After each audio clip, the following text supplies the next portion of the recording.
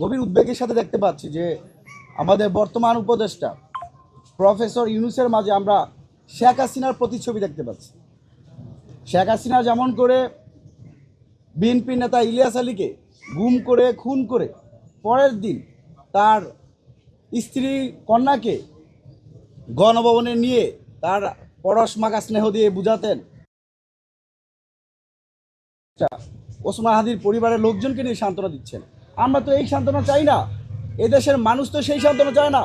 যেখানে শুক্রবার দিন বিজয়নগরের মতো রাজধানী গুরুত্বপূর্ণ একটা পয়েন্টে প্রকাশ্যে গুলি করার পর সেই শুটার ফয়সাল করিম মাসুদ এবং তার সহযোগী মোটরসাইকেল চালক আলমগীর পল্টন থেকে মিরপুর, মিরপুর থেকে আশুলিয়া, আশুলিয়া থেকে গাজীপুর, গাজীপুর থেকে ময়মনসিংহ এবং পরবর্তীতে সেই সীমান্ত দিয়ে ভারত পালিয়ে যায়। আর এই দেশের মানুষ আপনার কাছে অ্যাকশন চায়। এদেশের মানুষ চায় না শেখ হাসিনার যেই দুষ্ট চরিত্র আপনার প্রতিচ্ছবি হিসেবে দাঁড়াক। আমরা খুবই উদ্বেগ জানাচ্ছি তার বর্তমানে অ্যাক্টিভিটির মাধ্যমে দিয়ে।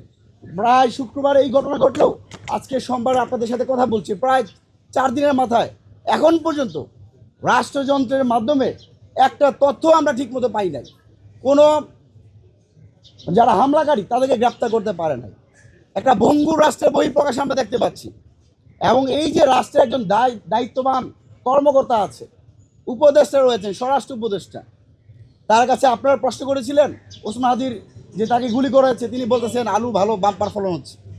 এরকম একটা অপদার্থ অর্থ উপদেষ্টা এদেশের 18 কোটি মানুষের স্বরাষ্ট্র উপদেষ্টা মানুষের জানমালের নিরাপত্তা দিতে পারবে না।